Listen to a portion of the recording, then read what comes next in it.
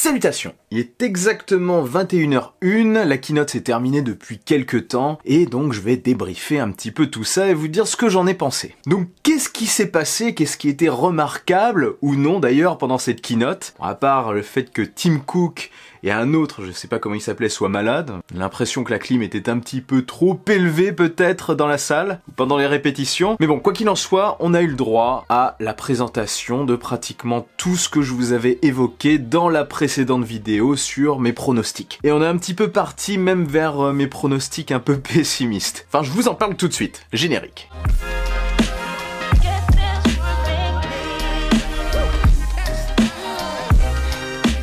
Alors la conférence a débuté de manière assez étrange, hein. On n'est pas spécialement habitué à ça, enfin moi en tout cas je me rappelle pas avoir déjà vécu un début de conférence comme ça.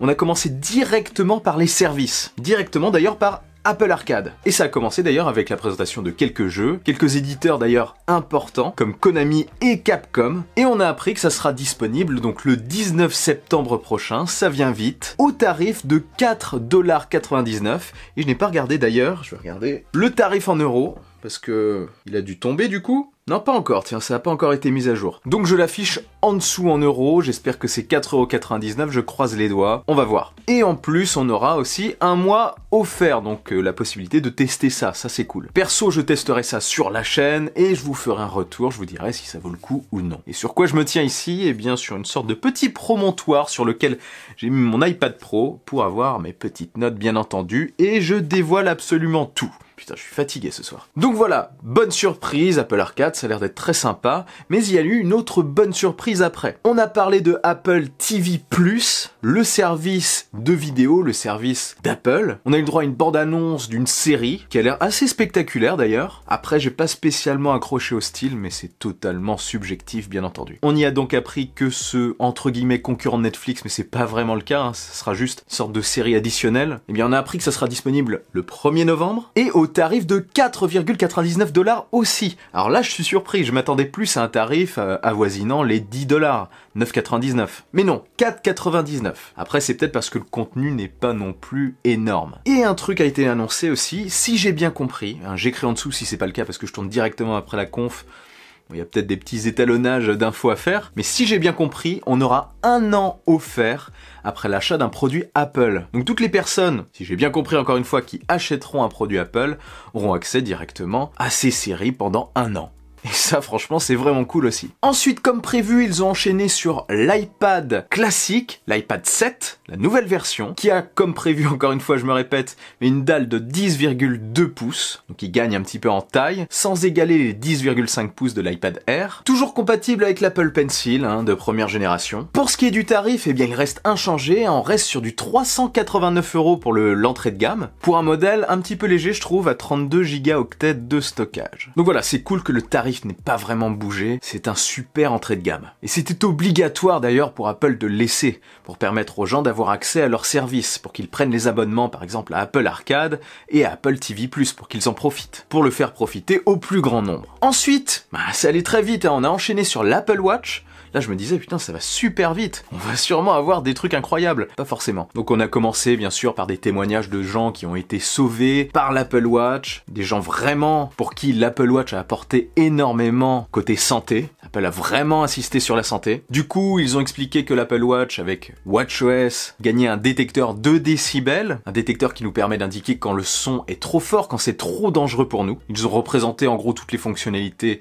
de WatchOS. Enfin, côté santé, le CG, l'électrocardiogramme, et le suivi pour les femmes des cycles menstruels. La nouveauté, la principale nouveauté de cet Apple Watch 5, qui je trouve est peut-être une Apple Watch 4S, hein, parce que son design reste quasiment inchangé. J'ai remarqué par contre qu'au niveau de la couronne digitale, on n'a plus un cercle noir, mais un cercle de la couleur du châssis que vous aurez choisi. Voilà, c'est un détail. Sa véritable nouveauté, c'est qu'elle reste allumée tout le temps. Moi, l'Apple Watch 4, lorsque je la regarde pas, elle s'éteint. En gros, incliné face à vous, l'écran s'allumera à fond, et lorsque vous ne le regarderez pas spécialement, il restera quand même un petit peu allumé, en plus faible, pour conserver son autonomie. L'autonomie, d'ailleurs, apparemment, ne bouge pas vraiment. Donc ça, j'avoue que c'est une nouveauté à laquelle je ne m'attendais pas du tout. Je m'attendais juste à une Apple Watch plus puissante, à quelques petites nouveautés, je sais pas, au niveau de l'autonomie. Non, ils ont préféré améliorer cet écran, lui apporter une nouvelle fonctionnalité.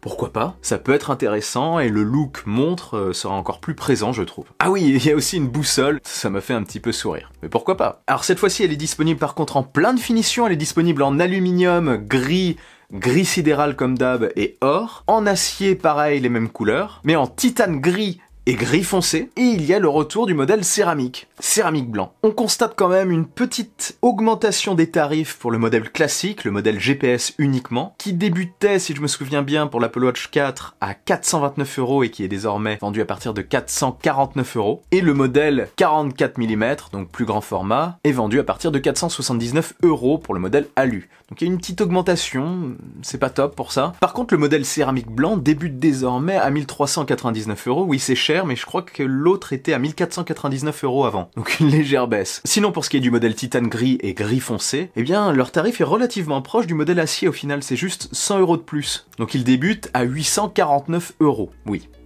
C'est un peu cher. Mais bon, c'est une finition, vous avez le choix, vous n'êtes pas obligé de la prendre. Ce qu'on a appris aussi, c'est que l'Apple Watch série 4 ne remplace pas l'Apple Watch série 3. La série 3 est restée, sauf qu'elle coûte désormais 229 € pour le petit modèle. Donc ça peut faire un modèle d'Apple Watch assez agressif, un modèle d'entrée de gamme assez sympathique. Là, il commence à y en avoir beaucoup avec l'Apple Watch 4 que vous pourrez retrouver chez d'autres revendeurs. Donc, à mon avis, je vais vous faire une petite vidéo quel Apple Watch choisir, parce que là, c'est un petit peu dur de s'y retrouver. Bon, petite info, je peux vous dire que ça c'est très intéressant pour vous, à mon avis, de prendre l'Apple Watch 4, si vous la trouvez à moins cher. Est-ce que les évolutions de l'Apple Watch 5 suffisent pour changer son Apple Watch 4? Je crois pas, non. Bon, après, je vous ferai la présentation sur la chaîne, je vais la commander, on va faire un petit comparatif, en plus de la vidéo quel Apple Watch choisir. Donc si ce n'est pas encore fait, abonnez-vous à la chaîne pour ne rien louper. Donc elle est en précommande depuis hier, donc directement après la conférence. Oui, je vois dans le futur, là je tourne hier, mais elle sort aujourd'hui, hein. Tu me suis pas du tout, hein. Et moi non plus, je me suis pas en fait. Bref, la folie me gagne. Il faut que je termine cette vidéo. L'iPhone maintenant.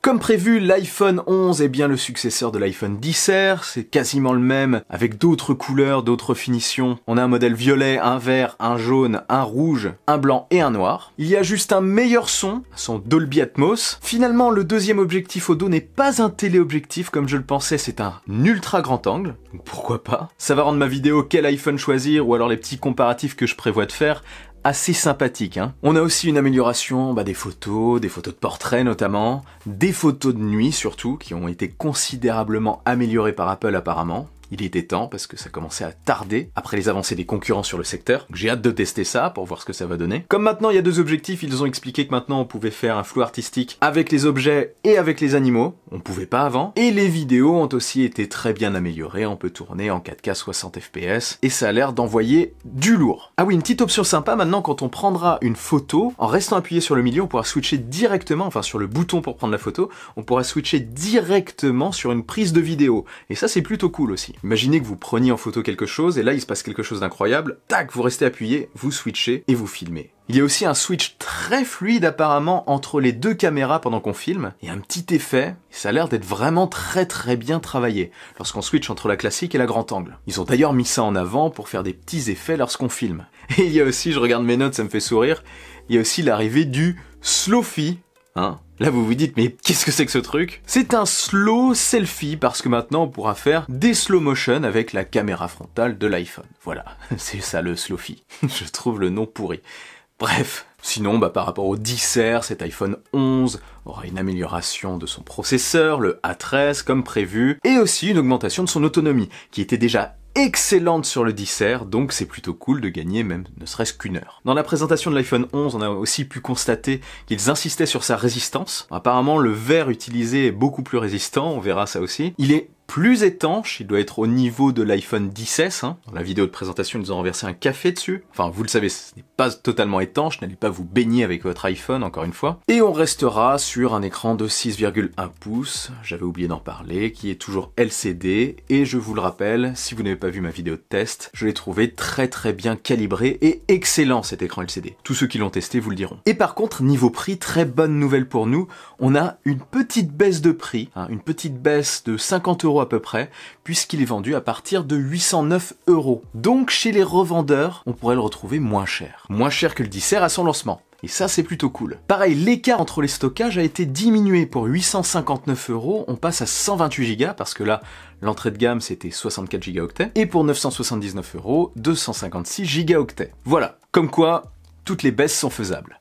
Non, c'est pas une contrepétrie, pas du tout. Et du coup, l'iPhone XR, pour ceux qui sont intéressés, reste au catalogue et passe à 709 €. Et oui, maintenant on n'a plus que 100 € d'écart entre le XR et le 11R. À mon avis, on va pouvoir le trouver à des tarifs très intéressants d'ailleurs, cet iPhone XR. Ensuite, Apple, pendant sa conférence, est passé à l'iPhone 11 Pro. L'iPhone 11 Pro, c'est le successeur de l'iPhone XS, et l'iPhone 11 Pro Max, c'est donc le successeur de l'iPhone XS Max. Voilà, tout simplement. Ils ont un gros air de ressemblance. Déjà, si on les regarde de face, on voit pas vraiment la différence. Ils ont désormais par contre au dos 3 capteurs, un classique, un téléobjectif et un grand angle, comme je le prévoyais. Le dos n'est désormais plus brillant mais mat, et une nouvelle couleur fait son apparition, la couleur vert nuit. On aime ou on n'aime pas, perso je suis pas hyper fan. Mais bon, après à voir ce que ça donnera en main. Comme pour le 11, il y a un nouveau système de son plus avancé, à comparer avec le 10S. Cet iPhone Pro, comme le 11, gagne un processeur, le A13, et un chargeur plus rapide, fait enfin son apparition dans la boîte. C'est le chargeur de 18 watts en USB-C vers Lightning. Donc après, niveau photo, bon, ils nous ont expliqué, ça va être bien poussé, amélioration encore une fois des photos de nuit. Il y aura aussi le Deep Fusion, un mode qui permet de fusionner jusqu'à 8 photos pour obtenir une image d'une très grande qualité, d'une très grande précision. Pareil, tout ça je vais tester, ça sera plus parlant que de vous expliquer ça comme ça. Côté vidéo, alors là, ils ont beaucoup insisté. Ça m'a surpris d'ailleurs, c'était une énorme partie de la conférence. Ils ont fait des présentations de films qui ont été tournés, enfin des petits courts-métrages qui ont été tournés avec l'iPhone Pro. Franchement, ça envoyait, c'était vraiment beau. Cet iPhone est capable de tourner en 4K 60 fps. La stabilisation a l'air d'être dingue. C'était déjà fou sur l'iPhone XS Max. Là, à mon avis, ça va être fou aussi. Pareil, comme sur le 11, on aura un switch très fluide entre les différents objectifs qui pourront permettre de faire des effets lorsqu'on switch sur un téléobjectif, sur le classique ou sur le grand angle. Et donc voilà, c'est à peu près tout. Tous ces iPhones seront disponibles à la précommande dès vendredi. Ça tombe à vendredi 13 d'ailleurs. J'espère que ça leur portera chance. Et ils seront dispo à la vente le 20 septembre. Comme pour l'Apple Watch. Ah, j'oubliais concernant les prix des modèles Pro. J'en ai même pas parlé, pourtant je l'ai noté sur l'iPad. Là, rien ne bouge, et franchement, je suis un petit peu déçu, parce que je m'attendais à voir arriver un modèle de 128 Go en entrée de gamme, et on reste sur du 64 Go. Ça le fait moyen, je trouve. Surtout à 1159 €. C'est un peu cher, il faudra se tourner, enfin moi, en tout cas, je pense que je me tournerai plus vers le 256 Go. Surtout qu'ils ont mis l'accent sur la prise de vidéo, sur les vidéos 4K, etc. Donc pourquoi ne pas débuter à 128? C'est un peu étrange. Et contrairement à l'iPhone 11, eh bien là, les prix n'ont pas bougé. Donc comme je disais, 1159 € pour l'iPhone 11 Pro et 1259 € pour le 11 Pro Max. Et voilà, c'est tout, fin de la conférence. Et je vous avoue que là, je suis un petit peu resté sur ma faim, un petit peu beaucoup. Et il y a des choses que j'ai trouvées étrange. Déjà, débuter, même si je sais que les services c'est super intéressant, le début comme ça direct sur les services, enfin, j'ai eu l'impression aussi que la conférence était faite en accéléré, tout était rapide. J'ai eu aussi l'impression qu'ils n'ont parlé que de la vidéo en fait, principalement. Et il y a eu un gros absent pendant cette conférence, vraiment énorme, c'est la réalité augmentée. Ils n'en ont pas parlé. Et ça, je trouve ça vraiment très bizarre. Bon, je parle pas de l'Apple Tag, ce petit objet qui était censé géolocaliser vos objets, dont j'ai parlé dans la précédente vidéo, enfin celle sur mes pronostics, qui avait été apparemment identifié dans iOS 13 et qui n'a pas été présenté pour le moment. Après, je blogue surtout sur la réalité augmentée. Il y avait aussi une fuite, une compatibilité avec des casques de réalité augmentée dans iOS 13, et franchement, rien du tout. Ça, c'est très surprenant. Alors, vont-ils faire une présentation vraiment à part, une conférence à part, vraiment destinée à la réalité augmentée? Est-ce qu'il y aura une autre conférence en octobre, comme c'est parfois le cas, pour présenter le nouveau Mac, le MacBook Pro de 16 pouces qu'on attend, et les iPad Pro? C'est une grosse possibilité maintenant. Peut-être que là, ils parleront de la réalité augmentée parce qu'ils aiment bien la présenter à travers l'iPad Pro, et ça serait l'occasion de revenir sur l'iPhone et de présenter un casque par la même occasion. Franchement, je ne sais pas. Mais ça m'a vraiment surpris. Je sais pas si vous êtes habitués à regarder les conférences Apple ces derniers temps, mais ils en parlent tout le temps. C'est vraiment très important pour eux. Et là, pas un mot. Alors moi j'ai plutôt le sentiment qu'ils s'en gardent sous le coude. Le coude, hein. Ça sent donc peut-être une autre keynote. Enfin, quoi qu'il en soit, j'ai quand même trouvé que les présentations, enfin ce qui a été présenté, reste cool. Apple Arcade à 4,99 $, franchement c'est une bonne nouvelle. Et Apple TV Plus à 4,99 $ aussi, avec un an offert pour ceux qui achètent un nouveau produit. Encore une fois, si j'ai bien compris, Ça aussi c'est vraiment cool. L'iPad d'entrée de gamme de 10,2 pouces vendu à partir de 389 €. Franchement ça aussi c'est très sympa, à mon avis il va cartonner. L'iPad classique précédent était un excellent produit, celui-ci le sera aussi, c'est certain. C'est clair qu'il va aussi bien marcher que le précédent. L'Apple Watch, bon, on va dire que c'est une Apple Watch 4S. Hein, la véritable grosse nouveauté, c'est le fait que l'écran reste allumé. Ça, je trouve ça plutôt cool, franchement. Et les iPhones, eh bien, on savait tout, on s'y attendait. Je m'attendais par contre à un petit peu plus sur la réalité augmentée. Par contre, niveau caméra, niveau vidéo, ça risque d'envoyer du lourd. Et franchement, j'utilisais beaucoup mon iPhone XS Max pour faire quelques plans à l'extérieur. En déplacement, l'iPhone 11 Pro ou l'iPhone 11 Pro Max devrait me satisfaire. Quoi qu'il en soit, je les testerai tous. Je testerai tous ces produits sur la chaîne, je vous dirai ce que j'en pense. Et j'ai plutôt hâte, franchement. Après cette conférence, je ne sais pas vous, si vous l'avez regardé, cette conférence m'a laissé quand même un petit sentiment étrange. Comme un vide. Comme si quelque chose était caché, comme si quelque chose n'était pas spécialement montré.